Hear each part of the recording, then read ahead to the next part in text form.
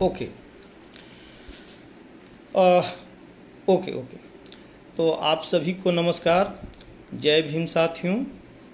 आज के जय भीम कारवां के फेसबुक पेज पे मैं देव कुमार अपनी बात रखूँगा। और बात रखने से पहले यह ज़रूरी है कि हम लोग जो हमारे जो महापुरुष रहे हैं, जो पुरखे रहे हैं, जिन्होंने समाज में रचनात्मक योगदान दिया है, जिन्होंने समाज को इंक्लूसिव बनाने के लिए, एक बेहतर समाज बनाने के लिए जिन्होंने अपना जीवन अर्पित किया है, ऐसे लोगों से हम प्रेरणा लेते हैं, जिसमें ज्योतिबा फूले हैं, बाबा साहब भीमराव अंबेडकर हैं, पेरियार हैं, और बाद में भी कांसीराम से लेकर के बीपी मंडल, रामस्वरूप वर्मा, कर्पूरी ठाकुर, जगदेव बाबू आदि तमाम तरह के जो महामना व्यक्तित्व हैं, जिन्होंने बहुत महत्वपूर्ण भूमिका निभाई है समाज को रचनात्मक बनाने में, समाज को इंक्लूसिव बनाने में। आज जब हम बात करेंगे तो मूलतः बात यह करेंगे कि मंडल कमीशन की जो सिफारिश थी, उस सिफारिश को लागू करने की घोषणा के बाद क्या कुछ हुआ भारतीय समाज में, किस तरह के परिवर्तन आए, हम इस पर आज अपनी बात रखेंगे।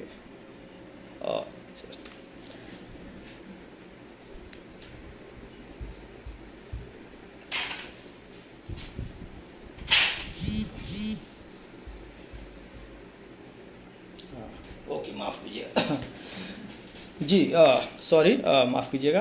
तो हाशिए के समाज पर मंडल आयोग की सिफारिश के लागू करने का क्या प्रभाव पड़ा, इस बात को शुरू करने से पहले एक बात हमें यह जानना जरूरी है कि समाज, कई तरह के समाज व्यवस्थाएं रही हैं। राजतंत्र रहा है, कुलीन तंत्र रहा है, दास प्रथा भी रही है, और लोकतंत्र भी रहा है। लेकिन लोकतंत्र के मायने क्या हैं? क्या संसदीय प्रणाली अपना लेना, चुनाव की प्रक्रिया को अपना लेना, नागरिकों को वोट डालने का अधिकार दे देना, और नागरिकों के वोट से सरकार बनने और न बनने की प्रक्रिया का नाम ही लोकतंत्र है? दोस्तों, बाबा साहब अम्बेडकर ने इस पर बहुत ही बेहतरीन बातें लिखी हैं रिडल्स ऑफ हिंदुइज्म में। क्या जो 22वां जो रिडल्स है, उसमें उन्होंने काफ़ी कुछ बताया है कि दरअसल जो लोकतंत्र है वह व्यक्ति नागरिकों के आचरण में झलकना चाहिए, नागरिकों के व्यवहार में झलकना चाहिए, उनके आपसी बातचीत में झलकना चाहिए। उनके आपसी रिश्ते कैसे हैं, क्या उनके बीच सहभोजन की स्थिति है, क्या उनके बीच सहयोग की स्थिति है, क्या वो मिलजुल करके भाईचारे से रहते हैं, क्या उनके बीच बंधुत्व है।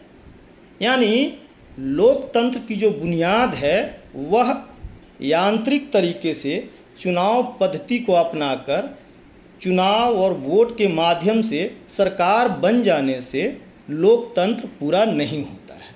लोकतंत्र व्यक्ति के, नागरिकों के आचरण और व्यवहार से पूरा होता है।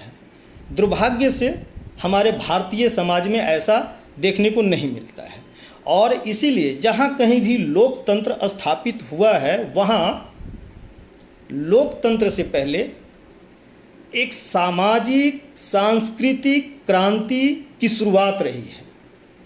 हमारी भारत भूमि पर दुर्भाग्य से ऐसा नहीं हुआ। थोड़ा बहुत जो दिखाई पड़ता है सामाजिक और सांस्कृतिक सुधार का जो कार्यक्रम जो दिखाई पड़ता है, वो आप ज्योतिबा फूले में देख सकते हैं, साहू जी महाराज के प्रयासों में देख सकते हैं, आप बाबा साहब भीमराव अंबेडकर के प्रयासों में देख सकते हैं, आप पेरियार के प्रयासों में देख सकते हैं, उसके बाद और भी हैं, लोहिया मंडल वगैरह के प्रयासों में देख सकते हैं। लेकिन यह काफ़ी नहीं हुआ। फिर भी जैसे तैसे 1950 में हमें आज़ादी मिली और एक लोकतंत्र की बात हुई।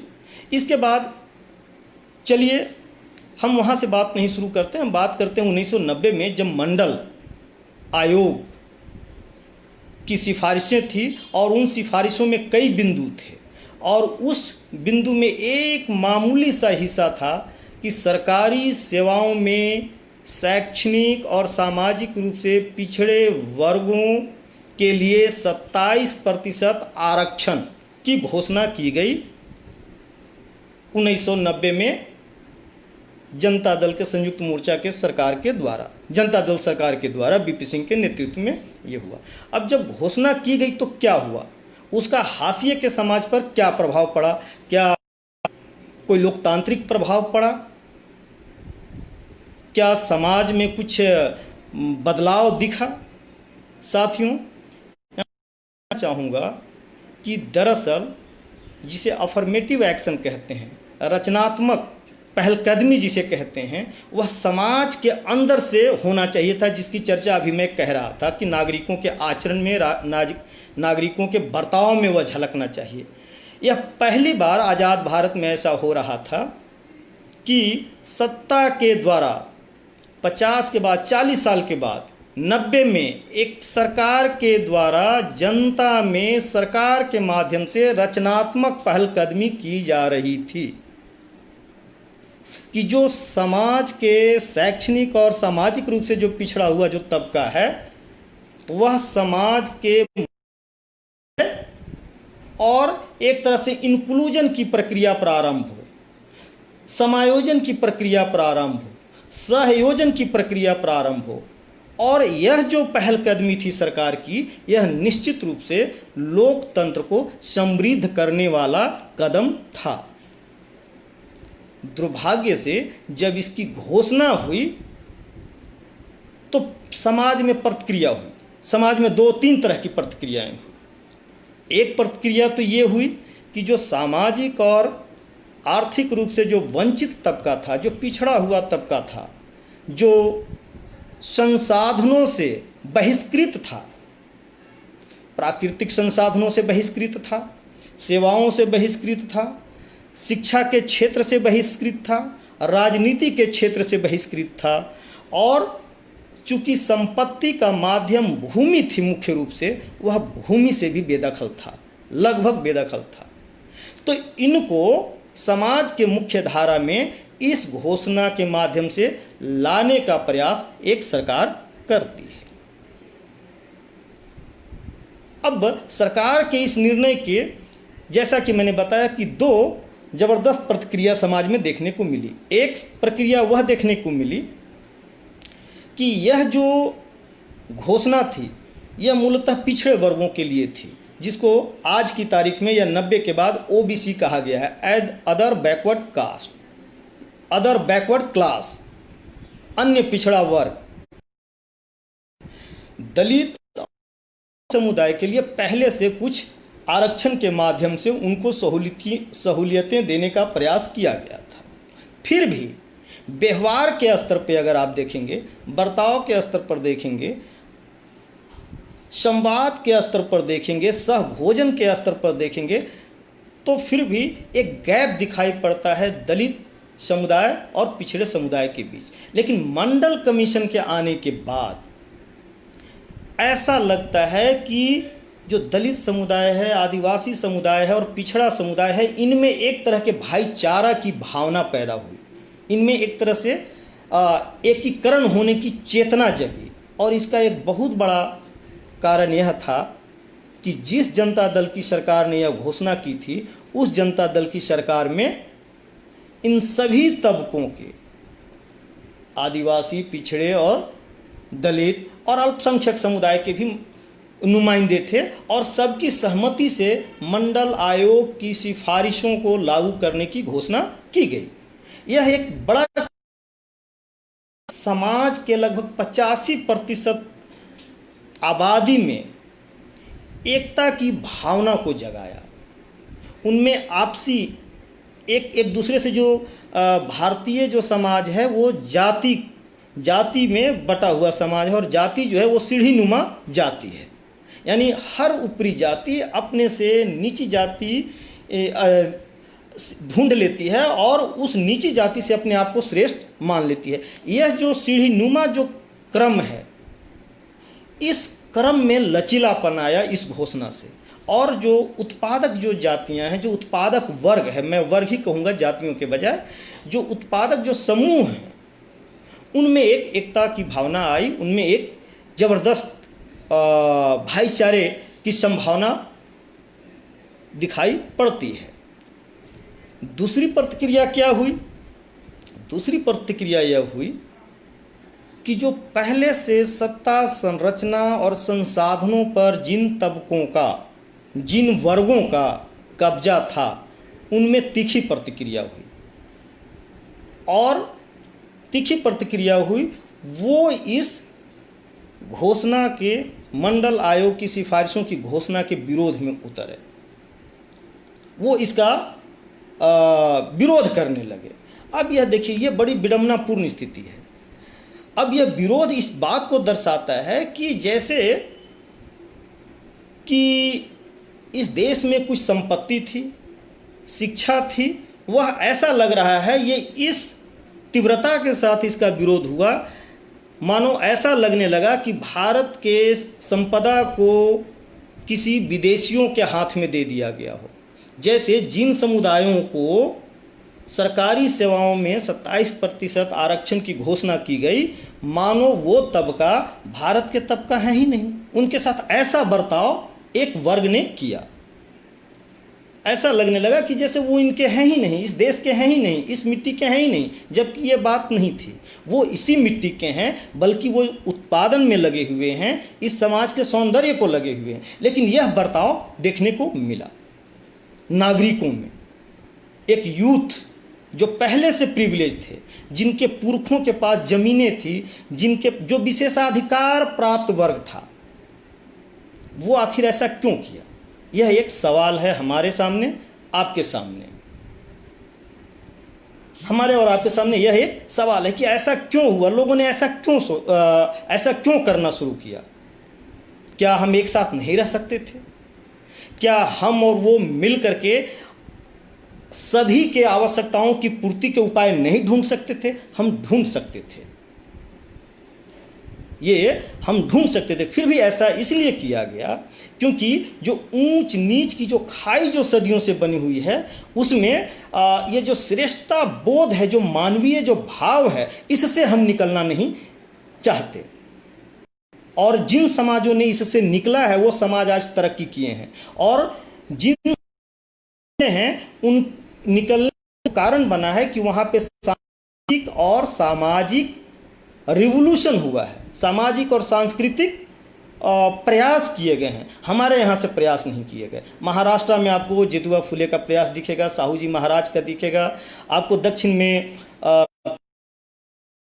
भारत में धन्यवाद दिया जाना चाहिए, मान्यवर कांसीराम जी का शुक्रगुजार होना चाहिए कि जो अंबेडकर लगभग पन्नों में सिमट गए थे, या उत्तर भारत की धरती पर जिनका नामो निशान मिटा दिया गया था, उत्तर भारत की धरती पर पंजाब से लेकर के उत्तर प्रदेश होते हुए बिहार, मध्य प्रदेश तक के भूखंडों पर अंबेडकर को पुनः जीवित करने का अगर किसी को श्रेय जाता है तो वो हैं मान्यवर कांसीराम जी।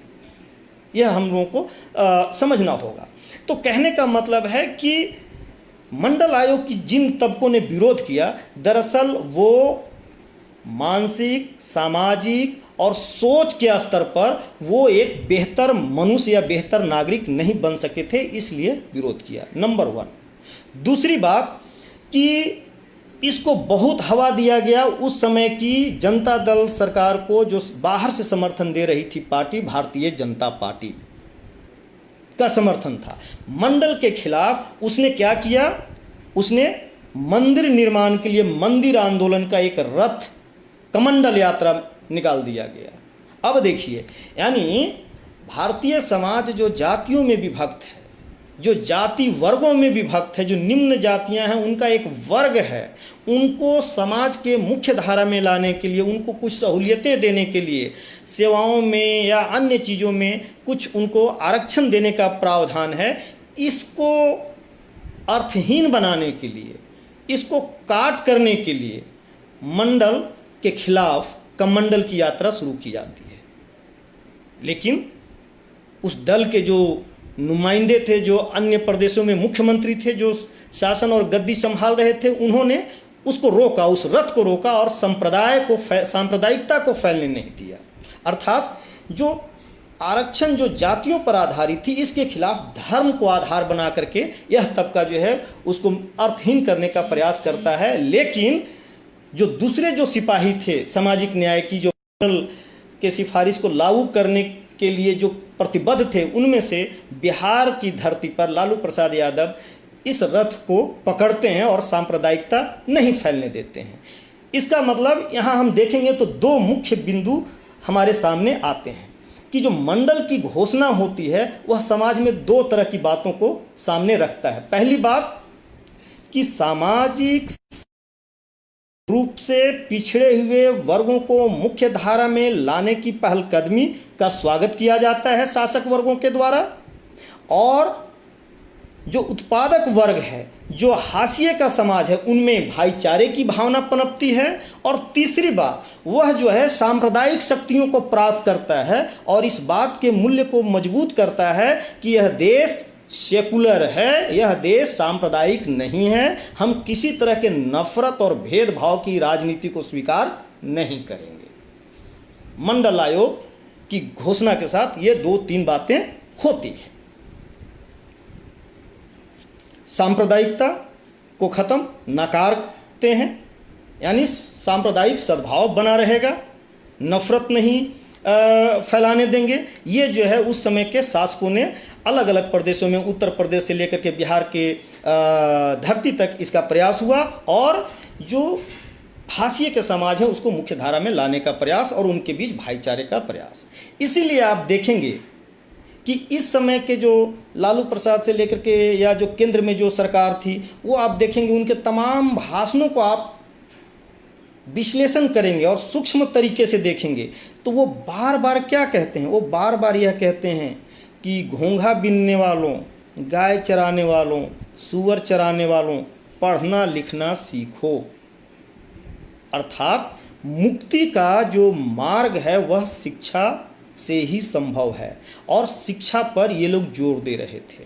आरक्षण के माध्यम से कुछ सहूलियतें और आपको पढ़ने के लिए कि आपको पढ़ना चाहिए, जागृत, ये चेतना, दोनों काम एक साथ कुछ हद तक उस समय के शासक करते थे। और एक जो है दौर चलता है, यह लगभग 15 साल 20 साल का यह एक दौर चलता है मंडल कमीशन के बाद।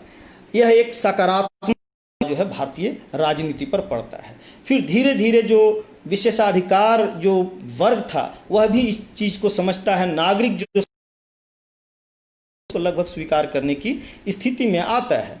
यही कारण है कि 90 के बाद जब आप देखते हैं तो उच्च शिक्षण संस्थाओं में 2006 के बाद 2007-8 से इसको शैक्षणिक पदों में और विद्यार्थियों को एडमिशन में ये जो है आरक्षण लागू किया जाता है।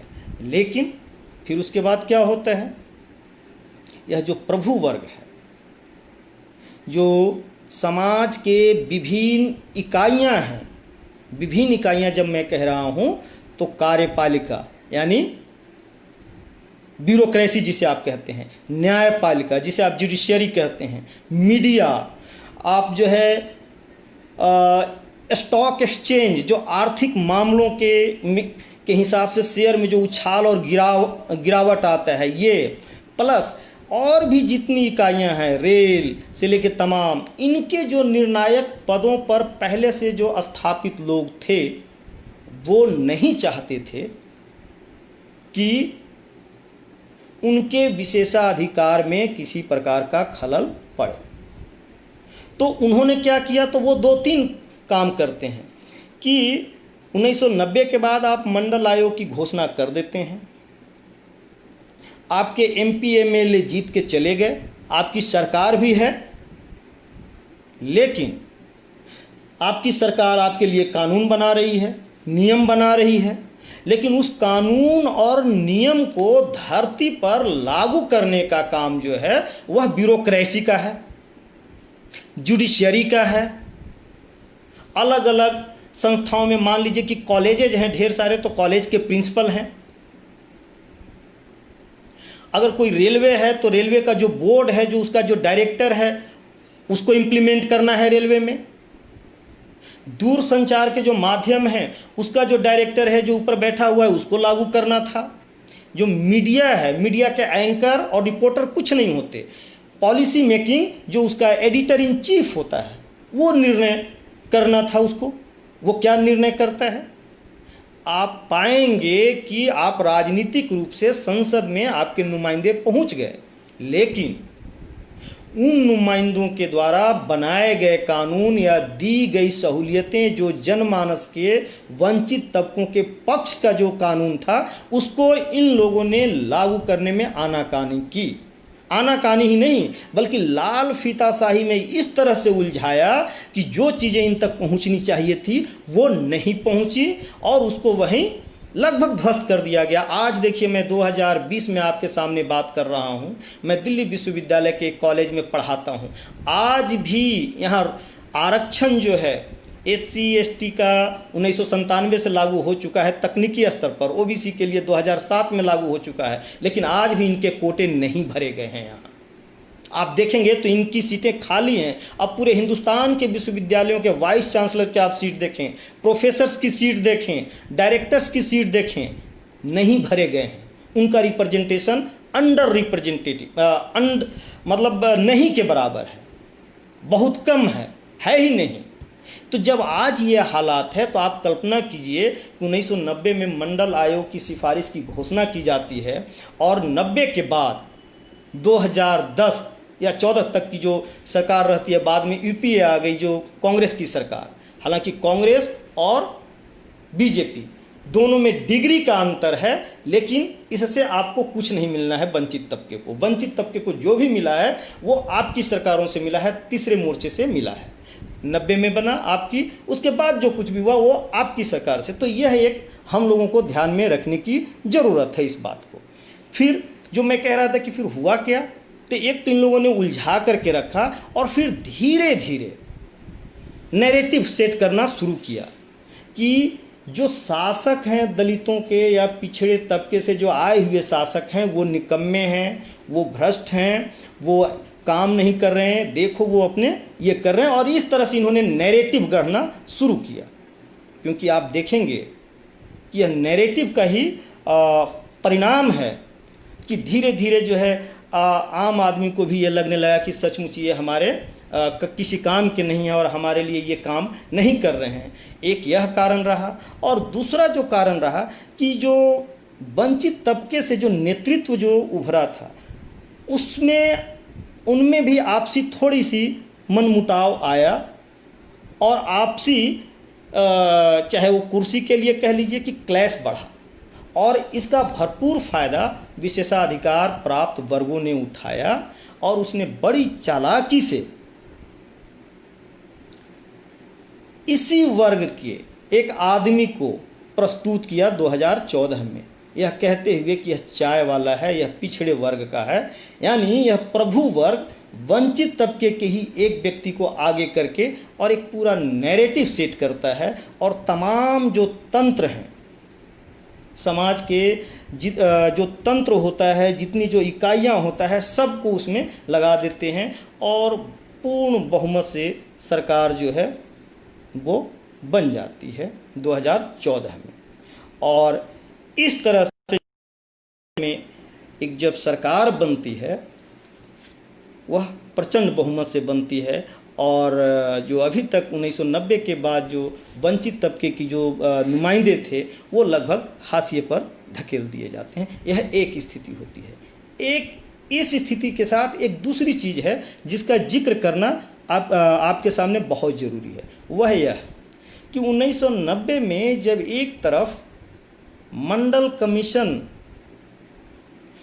के सिफारिशों की घोषणा हो रही थी और समाज को इंक्लूसिव सहयोजन और समायोजन के माध्यम से एक राष्ट्र निर्माण की प्रक्रिया, वास्तव में राष्ट्र निर्माण की प्रक्रिया और एक मुकम्मल लोकतंत्र की कोशिश जो हो रही थी, इसके साथ साथ दूसरी तरफ जो बात हो रही थी वो ये हो रही थी कि निजीकरण, भूमंडलीकरण और उदारीकरण की नीतियों की तैयारी चल रही थी भारत में लागू करने की, जिसे एलपीजी कहा गया है, लिबरलाइजेशन, प्राइवेटाइजेशन और ग्लोबलाइजेशन। 1987 या 1988 के उरुग्वे संधि के बाद इस तरह की बुनियाद पड़ी थी कि दुनिया के सभी देश की व्यवस्थाएं जो हैं अपने निजी उपक्रमों को, अपने पब्लिक फंडेड उपक्रमों को खोल करके निजी हाथों में या निजी प्लेयर्स को के तरफ भी बढ़े। ऐसा है, इस पर हमें गौर करना होगा। गौर इसलिए करना होगा कि क्या यह सच है, क्या सचमुच में अंतर्राष्ट्रीय दबाव था, पहली बात। दूसरी बात, यदि दबाव था भी तो क्या लिबरलाइजेशन, ग्लोबलाइजेशन और प्राइवेटाइजेशन और पब्लिक फंडेड, क्या ये दोनों विपरीत चीज़ें हैं, विरोधी चीज़ें हैं? हमें इस पर सोचना होगा। यदि विरोधी चीज़ें हैं तो इसका निर्णय कौन करेगा? क्या सचमुच हम मजबूर हैं कि अंतर्राष्ट्रीय दबाव में हमको प्राइवेटाइजेशन की ओर जाना ही है, लिबरलाइजेशन की ओर जाना ही है? इस पर हमें सोचना होगा। मुझे लगता है कि अगर दबाव है भी तब भी हम कहीं ना कहीं वेलफेयर स्टेट की तरफ हम बढ़ सकते थे। हम अपने नागरिकों की सुरक्षा की गारंटी हम ले सकते थे। यह हमारे राज्य का दायित्व होना चाहिए था, और दायित्व है कि यदि तमाम चीज़ें हैं भी अगर अंतर्राष्ट्रीय दबाव, तब भी अपने नागरिकों की शैक्षणिक, सामाजिक, आर्थिक सुरक्षा राज्य की प्रथम जिम्मेदारी होनी चाहिए। और वो हमारे संविधान में भी दर्ज है कि 14 साल तक के बच्चों को मुफ्त शिक्षा, ये बाबा साहब अम्बेडकर जब उसके शिल्पकार बने थे और जब रच रहे थे तो ये प्रावधान किया गया था। ये हमने आज तक पूरा नहीं किया गया। तो ये दो चीज़ें थी जो मतलब 1990 के साथ जो शुरू होती है कि मंडल की सिफारिश और लिबरलाइजेशन, ग्लोबलाइजेशन और प्राइवेटाइजेशन का दौर, और सांप्रदायिकता को भी रोकते हैं। यह एक बात थी। फिर जो पहली बात, जो पिछले हमने जो बात जहाँ तक छोड़ा था कि 2014 में सरकार इनकी बनती है, जब वो तोड़ करके मतलब जो वंचित तबका है, उन वंचित तबकों में एक तरह के भाव पैदा करने में विशेषाधिकार वर्ग काफ़ी सफल हुए। चूँकि यह देश जातियों का है, जातियों में बना हुआ है, जातियों में बटा हुआ है, बहुत चालाकी से यह प्रयास किया कि देखो जो जो जहाँ जहाँ थोड़ा सा डोमिनेट जाति हुई संख्या के हिसाब से, जैसे बिहार और उत्तर प्रदेश में अगर देखें तो पिछड़ों में यादव जातियों की संख्या ज़्यादा है, जाटों की थोड़ी संख्या ज़्यादा है। तो ये नैरेटिव गढ़ना शुरू किए, चाहे वो फिल्मों के माध्यम से हो, चाहे वो अखबारों के माध्यम से हो। आप देखिए क्या ये इन्होंने नैरेटिव गढ़ा कि मंडल की पूरी जो लाभ है वो एक जाति विशेष ने ले लिया, या दलितों की के लिए एक जाति विशेष को दे दिया गया। ये नैरेटिव सेट किया गया 2014 के चुनावों से पहले, और 2014 के चुनाव तक आते आते यह नैरेटिव एकदम पक के तैयार हो गया। और जो अन्य जातियां थी, जैसे दलितों में जो अन्य जातियां थी, गैर जाटो जातियां, या जो पिछड़ों की जो अन्य जातियां थी, गैर यादव जातियां, वो उनको जो है एकदम उनका मानसिक जो है दोहन करके प्रभु वर्ग अपने पाले में लाने में सफल होती है। इस चीज़ को हमें समझना है। इसके साथ एक चीज़ और कि जबकि आप गौर से देखेंगे तो जब सीट भरी ही नहीं गई है ओबीसी की, जब प्रोफेसरों की सीटें खाली है, जब रेलवे में सीटें खाली है, जब विद्युत बोर्डों में अलग अलग निगमों में सीटें खाली है, जब बीएसएनएल में खाली है, जब स्कूल में टीचर्स नहीं भर्ती किए जा रहे हैं, जब सारी रिजर्व की सीटें खाली है, तो एक जाति विशेष को कैसे दे दिया गया? यह बात मुझे आज तक समझ में नहीं आई।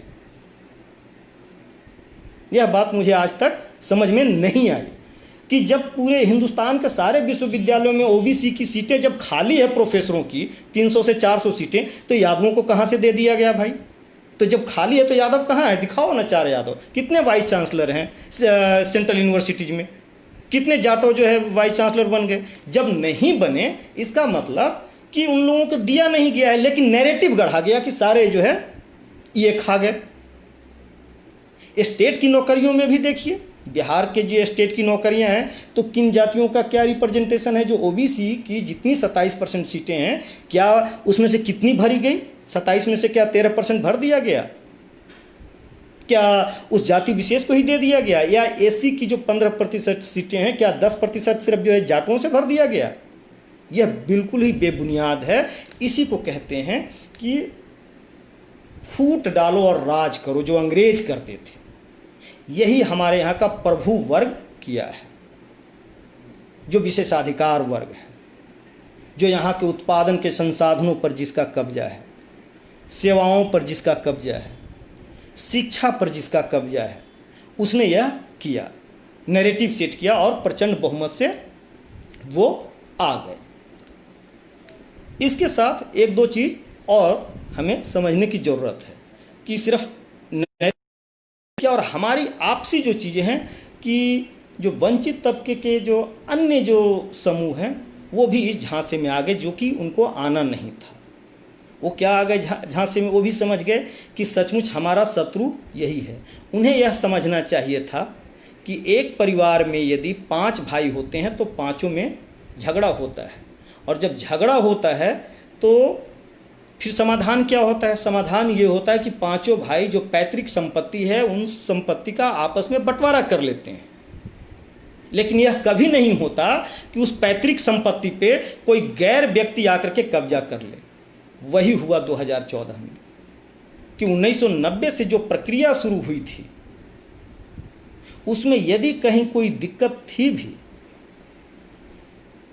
तो वो आपसी बंटवारा करने के बजाय, यानी वंचित वर्ग के विभिन्न जाति समूह उनको आपस में बंटवारा करते, लेकिन हुआ क्या कि वो बंटवारा करना तो दूर, एक तीसरा आके दोनों से छीन के कब्जा करके बैठ गया। इसको एक दूसरे उदाहरण के माध्यम से आप समझने का प्रयास करें कि जैसे कहते हैं कि दो जो है बंदर आपस में लड़ रहे थे, एक रोटी थी, सामने से लोमड़ी आती है, कहती है कि क्या हुआ? तो वो कहती है कि हमें बंटवारा करना है, मतलब ये एक रोटी है दो लोगों के बीच। तो लोमड़ी जो है रोटी को बीचे बीच तोड़ देती है, 2 तराजू पे रखती है, एक रोटी जो है थोड़ा भारी लगता है तो उसका एक टुकड़ा खा लेती है, फिर रखती है, तब तक जो है दूसरा आती है। इस तरह से दोनों रोटी वो लोमड़ी खा जाती है और दोनों बंदर जो है खाली हाथ हो जाते हैं। आज जो है वंचित तबके के साथ यही हुआ है 2014 से में एक प्रचंड बहुमत की सरकार आने के बाद। आप कह सकते हैं कि यह संसाधनों के वितरण और ये सब का मामला है, ठीक है, उस पर हम आएंगे। जब ये आ जाते हैं तो फिर क्या होता है? जब प्रचंड बहुमत से सरकार अगर 2014 में आ जाते हैं तो क्या होता है? आप देखेंगे कि होता क्या है कि एक 1984 में विशेषाधिकार वर्ग के जो एमपी थे पार्लियामेंट में वो 47% थे और ओबीसी 11% थे। 1990 में यह जो अपर कास्ट का जो रिप्रेजेंटेशन था पार्लियामेंट में 1984 में 47% था और 1990 में उनका 40% हो जाता है, 40% से भी नीचे गिर जाता है 1990 में। और ओबीसी का 84 में 11% था और 1990 में वो 20% से अधिक हो जाता है। फिर 2004 में आइए, 2004 में तो क्या होता है कि संसद में जो अपर कास्ट का जो रिप्रेजेंटेशन है वो 33% रह जाता है और ओबीसी का रिप्रेजेंटेशन जो है वो 25% हो जाता है, बढ़कर के 20% से 25%। 2009-10 में का आंकड़ा मेरे पास नहीं है, लेकिन एक चीज़ यहाँ रेखांकित करने वाली बात है 2009-10 में कि संसद ने सर्वसम्मति से यह तय किया था कि अभी तक जो जनगणना होती है वह जाति आधारित जनगणना हो, यानी जाति जनगणना हो। यह संसद का निर्णय था। हर 10 साल के बाद जनगणना होती है और 1932 में लास्ट जो है जाति जनगणना हुई थी अंग्रेजों के ज़माने में। इसके बाद से जाति जनगणना नहीं हुई, जन की गणना हुई। तमाम तरह के तर्क दिए गए कि इससे जातिवाद बढ़ेगा, ये होगा, वो होगा, लेकिन जाति नहीं गिनने से जातिवाद ज़्यादा बढ़ा। आज तक हम जब देखते हैं तो जातिगत उत्पीड़न जो है, नीची कही जाने वाली जातियों का उत्पीड़न ज़्यादा हुआ। तो इसका मतलब जाति गिन लेने से जातिवाद नहीं बढ़ जाता। तो संसद इस निर्णय पे पहुंचती है कि जाति कम से कम एक आंकड़ा तो हो भारत सरकार के पास, हमारे देश के नागरिकों के पास एक आंकड़ा तो हो कि आखिर किस जाति की जनसंख्या कितनी है। और यह संसद तय करती है 2010 में कि 2011 से जो जनगणना होना है वो जाति आधारित जनगणना होगा। लेकिन आप और हम सब गवाह हैं इस बात का, जिसमें कांग्रेस के भी चिदम्बरम से लेके ये सारे लोग हैं, सारे लोग जिम्मेदार हैं, ये आज तक नहीं हुआ,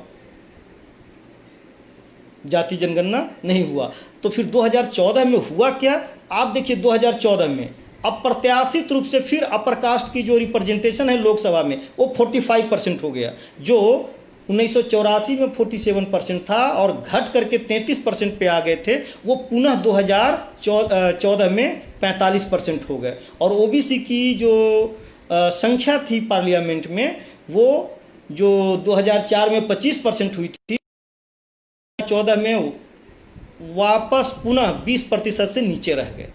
मतलब ये हालात हो गए पार्लियामेंट में, यानी राजनीतिक रूप से जो यह जो है परिणाम हुआ।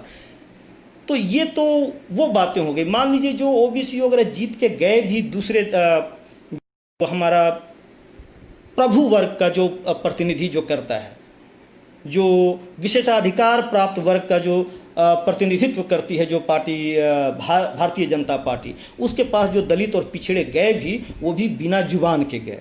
और वैसे लोगों को आप अगर मानेंगे तो गड़बड़ होगी। फिर क्या हुआ, जब सरकार बन गई तो क्या हुआ, तो आपके पास दो काम हुए। इस सरकार ने दो काम किए, इसने दो काम किए। पहला काम तो मंदिर का निर्माण,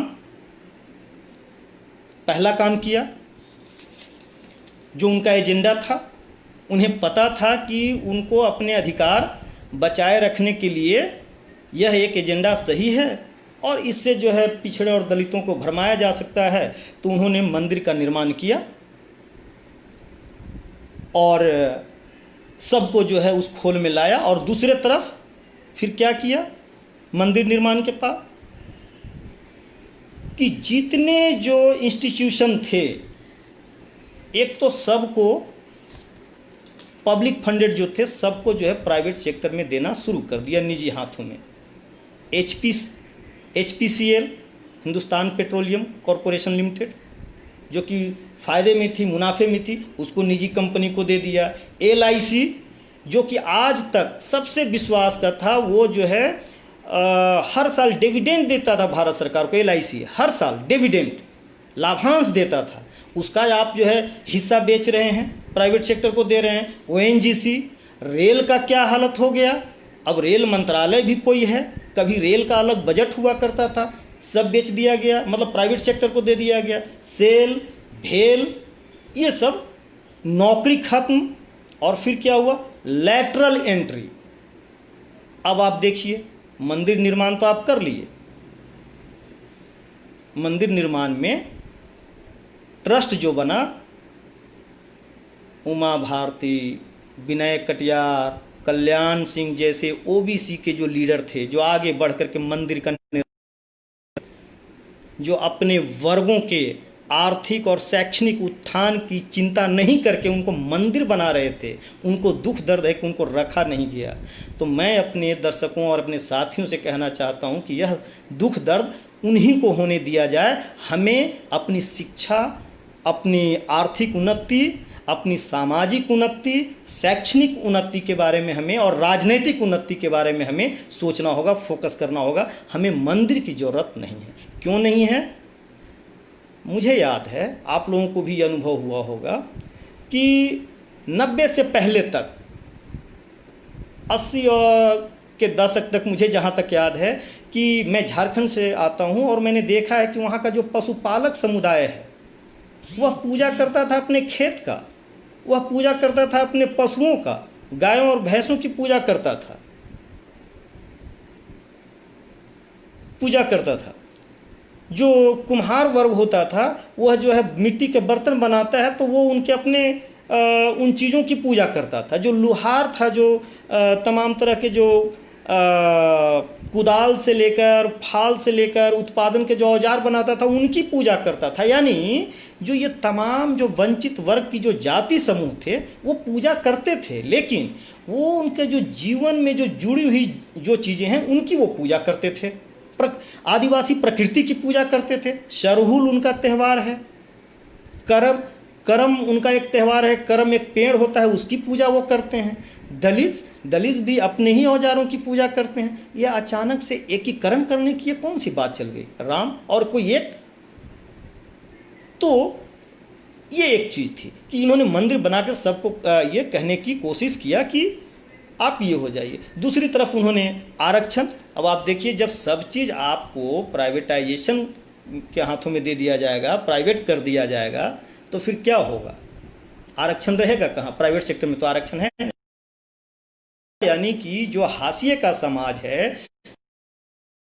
थोड़ा सा जो जिनके अंदर कॉन्फिडेंस आ रहा था, जो आगे बढ़ रहा था, उसको फिर से वापस उसी स्थिति में लगभग पहुंचा दिया गया है।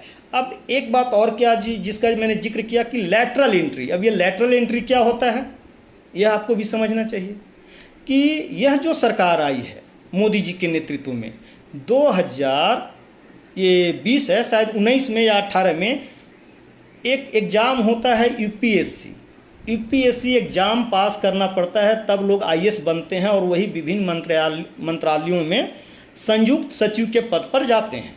लेकिन इन्होंने क्या किया, निजी क्षेत्र से बिना परीक्षा पास किए हुए 9 लोगों को इन्होंने संयुक्त सचिव बनाया है अलग अलग मंत्रालयों में। वो आप एक बार सुन लीजिए। काकोली घोष कृषि मंत्रालय के संयुक्त सचिव हैं। अंबर दुबे नागरिक उड्डयन मंत्रालय में हैं। अरुण गोयल वाणिज्य मंत्रालय। राजीव सक्सेना आर्थिक मामले के मंत्रालय में। सुजीत कुमार वाजपेयी, ये वही हैं मनोज वाजपेयी के भाई हैं, जो मनोज वाजपेयी कहते हैं कि यदि आपको इस सरकार में डर लग रहा है तो आप देश छोड़ के चले जाइए। मनोज वाजपेयी उनके भाई हैं। क्यों नहीं कहेंगे वो? क्योंकि उनके भाई को बिना परीक्षा यूपीएससी की परीक्षा पास किए वन एवं पर्यावरण मंत्रालय में संयुक्त सचिव बना दिया गया, तो वो कहेंगे। सौरभ मिश्रा वित्तीय सेवा। दिनेश दयानंद जगदाले अक्षय ऊर्जा।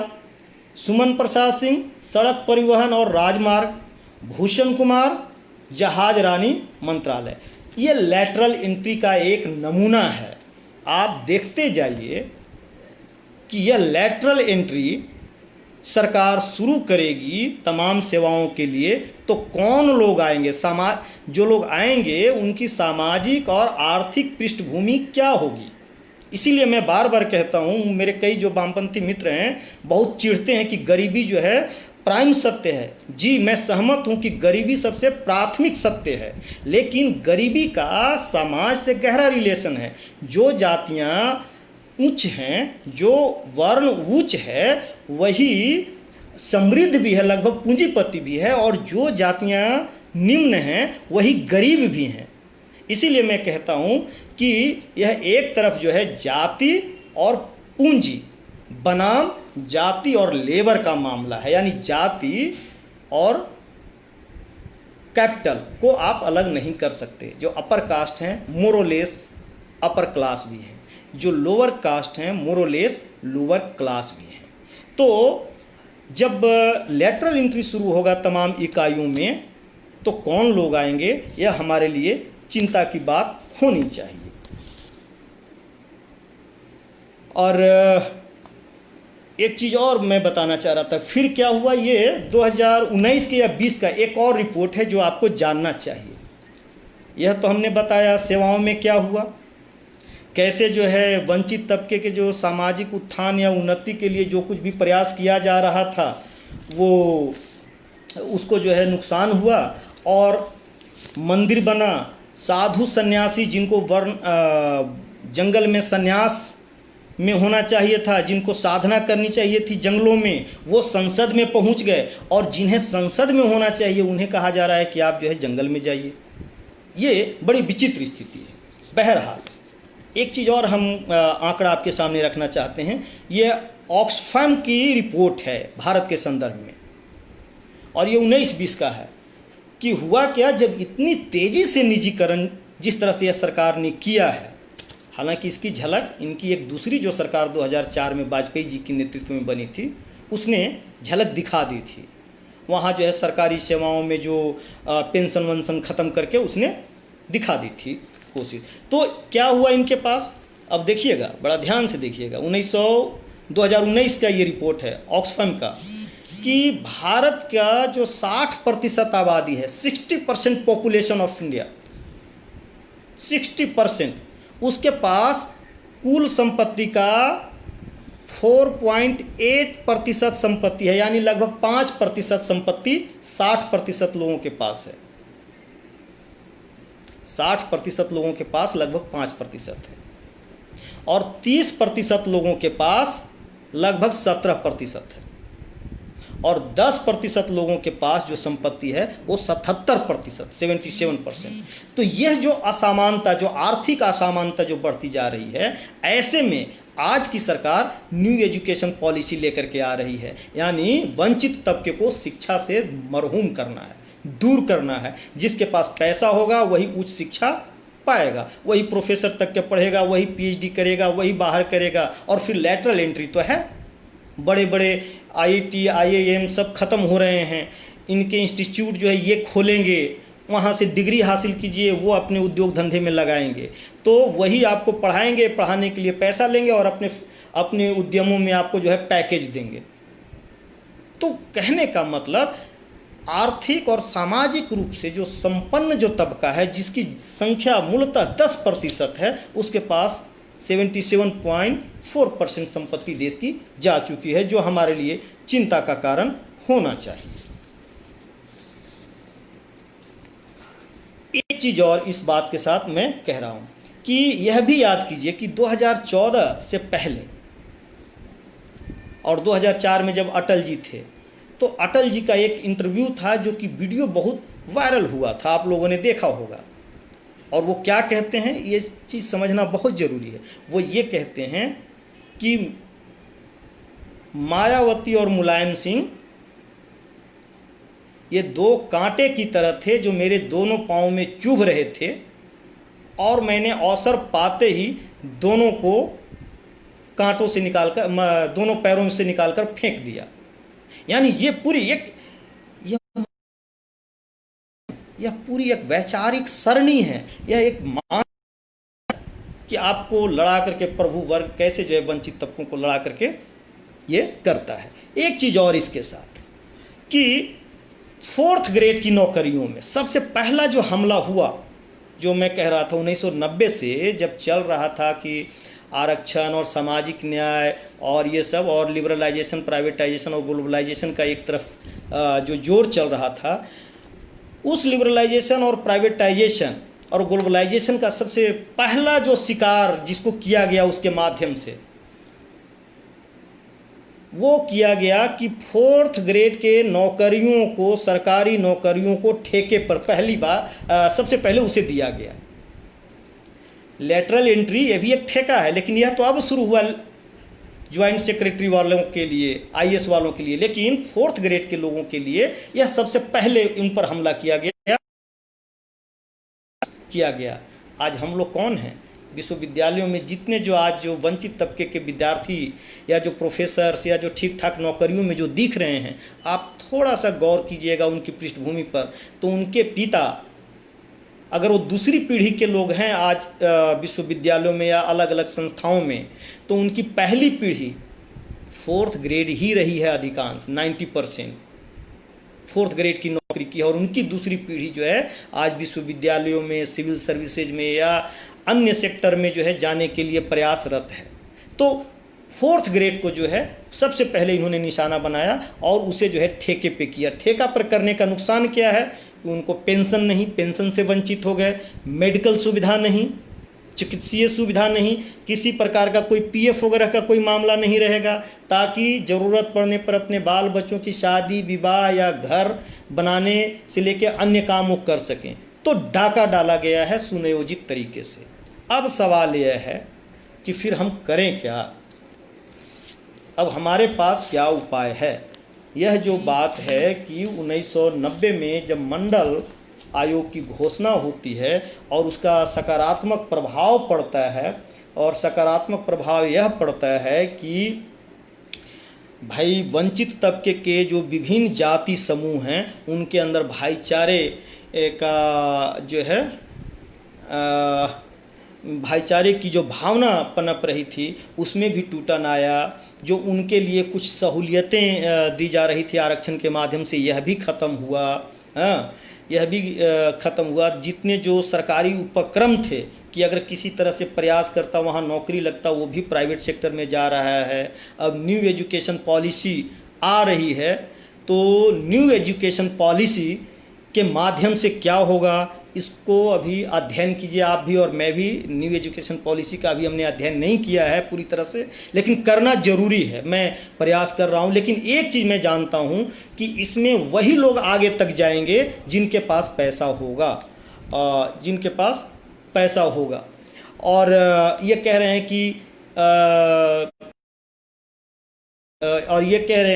कि जो जब चाहे तब वो कर ले। ये बड़ी घातक है। घातक इसलिए है कि मान लीजिए कोई जो है 12वीं करके बीए फर्स्ट ईयर में आया, और फर्स्ट ईयर में आया और उसके पास किसी तरह से कमी हो गई तो वो पढ़ाई छोड़ दे, फिर जो है काम करे और फिर अगले साल की डिग्री ले।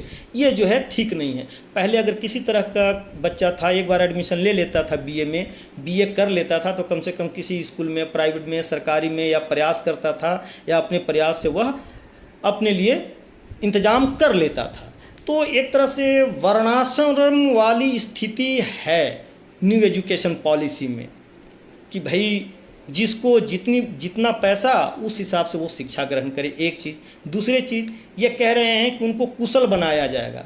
तो मान लीजिए मैं अगर चमार हूँ, मैं, और चमड़े का मेरा काम है खाल उतारना, तो क्या मुझे उद्योगपति बनाओगे? आप देखिए स्लॉटर हाउस जो हैं किनके हैं, ज़्यादा चल रहे हैं स्लॉटर हाउस, यानी मुझे कुशल बना करके उनके फैक्ट्री में काम करने के लिए लगाओगे, तो आप खुद करो ना काम। तो ये बहुत सारी चीज़ें हैं न्यू एजुकेशन पॉलिसी में जो हमें समझना होगा, जो है जो अभी आया है नई सरकार जो की है। रविंदर जी क्या लिख रहे हैं, जिसे मंदिर जाना चाहिए वो पार्लियामेंट जा रहा है और SC ST OBC को मंदिर जाने को कह रहे हैं। बिल्कुल बिल्कुल, हाँ, रविंदर जी का ये है, मतलब एक टिप्पणी है कि जिसे मंदिर जाना चाहिए वो पार्लियामेंट जा रहा है, और SC ST OBC को मंदिर जाने को कह रहे हैं, क्योंकि ये लोग तो पता है where is the power, right. मैं वही कह रहा था कि जिनको जंगल में, साधु सन्यासी को जंगल में होना चाहिए था, उन्हें साधना करनी चाहिए थी, वो पार्लियामेंट में पहुंच करके निर्णय कर रहे हैं कि आर्थिक नीति क्या हो, शैक्षणिक नीति क्या हो, सामाजिक नीति क्या हो। और जिन्हें पार्लियामेंट में होना चाहिए उन्हें तमाम तरह के नैरेटिव गढ़ के आपको 2 उदाहरण दे रहा हूँ।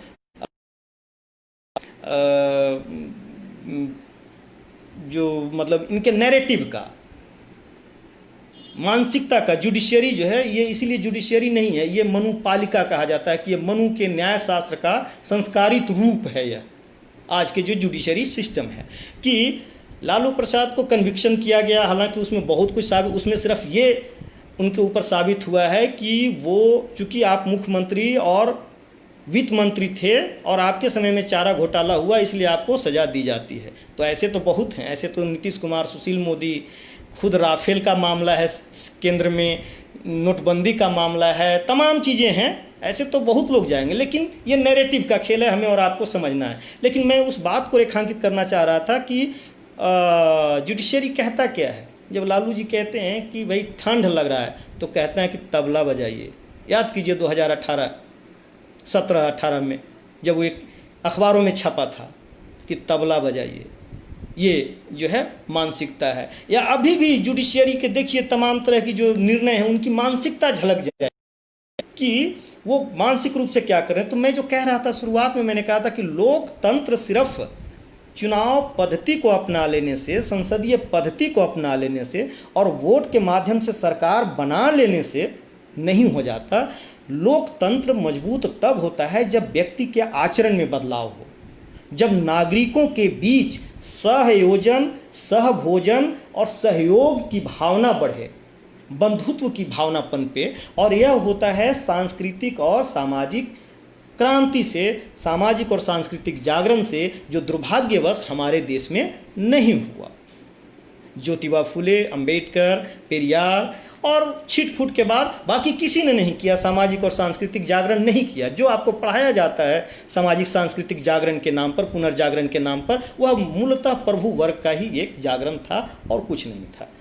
अब है सवाल है कि तो हम करें क्या, हमारे पास क्या उपाय है, क्या करें? क्या हम अपने ओबीसी या SC/ST के नेतृत्व से शिकायत करते रहें? क्या करें? इस पर मैं एक बात कहना चाहता हूं जो दिलीप मंडल कहते हैं, और मुझे वो बात ठीक लगती है। आपको ठीक नहीं लगे तो आप मत मानिएगा, लेकिन वो ये कहते हैं कि आप उनकी तरफ मत देखिए, आप उनसे उम्मीद मत कीजिए। आप खुद जो है मजबूत होइए, एक होइए, और एक सुर में यदि आप आवाज़ बुलंद करेंगे तो आपका SC/ST OBC का नेतृत्व आपकी भाषा तो बोलेगा ही बोलेगा, प्रभु वर्ग भी आपकी भाषा बोलना शुरू कर देगा, जैसे 1990 से लेकर के 2009 तक जो है बोला है, आपकी भाषा बोला है। तो हमें अपने नेतृत्व को कोसने के बजाय अपने आप को मजबूत कीजिए, वो खुद हमारी भाषा बोलेंगे। एक विकल्प तो यह है हमारे सामने। दूसरा विकल्प है कि या हम लोग खुद के बीच से नेतृत्व पैदा करें, यह विकल्प भी है हमारे पास। मुझे तो ऐसा लगता है, आप भी विचार करें। इसके अतिरिक्त और क्या होना चाहिए? क्या हमें प्राइवेट सेक्टर में आज आरक्षण मांग करनी चाहिए? मुझे यहाँ HL दुसाद जी जुड़े हुए हैं और मुझे अच्छा लगेगा उनका नाम कोट करते हुए। वो इसलिए कि उनका एक वक्तव्य मैं सुन रहा था और उन्होंने बड़ी अच्छी बात कही कि भाई हमें प्राइवेट में या सरकारी में आरक्षण नहीं चाहिए, आरक्षण रख लो, आरक्षण नहीं चाहिए हमें हिस्सा दे दो। ये दुसाद जी ने कहा था, HL दुसाद जी ने कहा था, और मुझे अच्छी बात ये लगी कि भाई ठीक है, तुम क्यों आप जो है ये करते हो कि आरक्षण, हिस्सा दे दो, हिस्से का बंटवारा हो, हम सब इस भूमि के लोग हैं। तो बंटवारा हो तो कैसे हो, कैसे आप बंटवारा करेंगे? तो इसके लिए जरूरी है कि कम से कम पहले जातियों को तो गिन लो। तो यानी हमारे पास 2-3 टास्क हैं कि 2010 में जो संसद ने निर्णय लिया था आधारित जनगणना करना, तो एक तो हम इसके लिए चेतनशील हों और प्रयास करें और ये करें कि भाई जाति जनगणना हो, इसके बाद सोचेंगे आरक्षण तुम रख लो, हमें बंटवारा कर देना। और तीसरी जो चीज़ है कि जाति से जमात बनाने की, हमें थोड़ा सांस्कृतिक और सामाजिक रूप से इस ओर भी बढ़ना होगा कि हम जो छोटे छोटे जो जाति समूहों में जो बटे हुए हैं, जो दलित वर्ग की जो तमाम जो छोटे छोटे जो समूह हैं, उनको अपना दिल बड़ा करके जमात बनाना होगा, जमात एक वर्ग बनाना होगा और सहयोजन, सहभोजन, सहविवाह, मतलब एक दूसरे में मिक्स हो करके बढ़ने की ज़रूरत है। ये 2 चीज़ मुझे ऐसे लगता है। और फिर जो है तब बात आ जाएगी वही कि प्राइवेटाइजेशन, लिबरलाइजेशन की कॉरपोरेट के हाथ में जा रहा है या ये जा रहा है। तो ठीक है, जब हम इतने चेतनशील होंगे तो हम तय करेंगे कि कॉरपोरेट को देना है या निगम जो है पब्लिक फंडेड रखना है। तो यह तय आपको राजनीति के माध्यम से ही कर सकते हैं। आज भी नामदेव भाई भी यहाँ पे जुड़े हुए थे।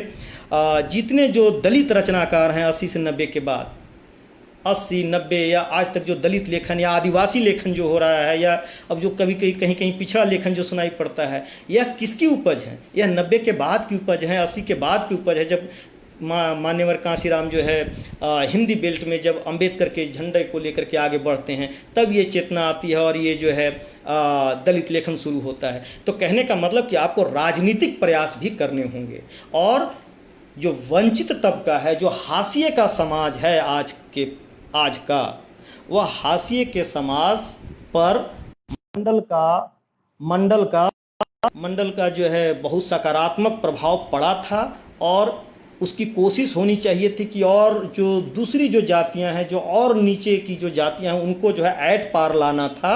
लेकिन थोड़ी सी कमी हमारे नेतृत्व में भी रही, और उससे बहुत बड़ी कमी और सातिराना चाल जो है प्रभु वर्ग की रही, जो कि वह काम नहीं हुआ, और छल बल कल से सत्ता जो है वापस लेकर के आज पुनः 1990 की पहले वाली स्थिति हाशिए के समाज को बना दिया गया है, और पहले वाली स्थिति में आज जा चुके हैं, उनके पास कुछ नहीं है। ऐसे में हाशिए के समाज के पास फिर भी एक ताकत बची हुई है। एच.एल. दुसाद जी बार बार इस बात को रेखांकित कर रहे हैं अपनी बातों में, लेखों में, कि उनके पास जो है वोट का अधिकार जो बाबा साहब ने दिलवाया था, वो वोट का अधिकार अभी तक किसी ने छीना नहीं है। हालांकि इसकी कोशिश हो रही है, लेकिन अभी भी उनके पास वोट का अधिकार है, और वह वोट जो है 85% वोट है, 85% वोट है।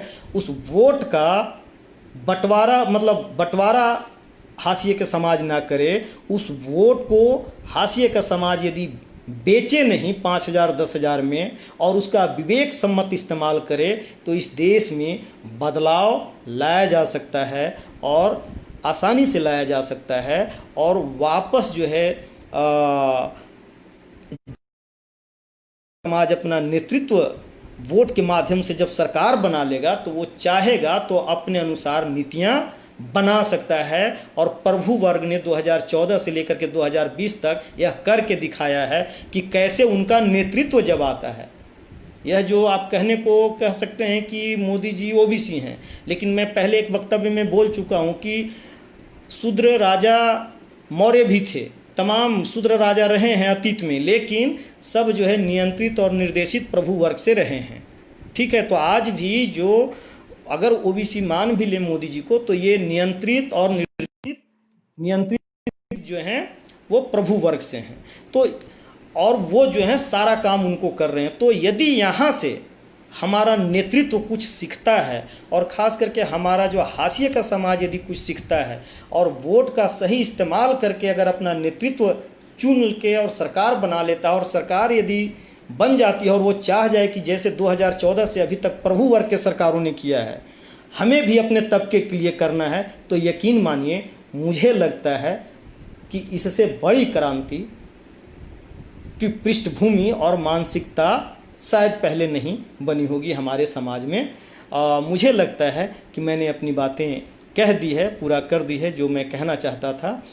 बातें और भी बहुत कुछ है अलग अलग बिंदुओं पर, कभी विस्तार से सिर्फ मीडिया पे ही बात करेंगे, ब्यूरोक्रेसी के रोल पे ही बात करेंगे, जुडिशरी के रोल पे ही बात करेंगे, लोकतंत्र पे ही बात करेंगे, तो अलग अलग हिस्से पे बात कर सकते हैं। लेकिन आज मुझे मैंने यही तय किया था कि मुझे एक ब्रॉडर पिक्चर आउटलाइन रखनी है, ताकि फिर कभी आगे जब हम बातचीत करें तो अलग अलग मुद्दों पर ऑब्जेक्टिव रूप से हम अपनी बात रख सकें। आप सबका बहुत बहुत धन्यवाद।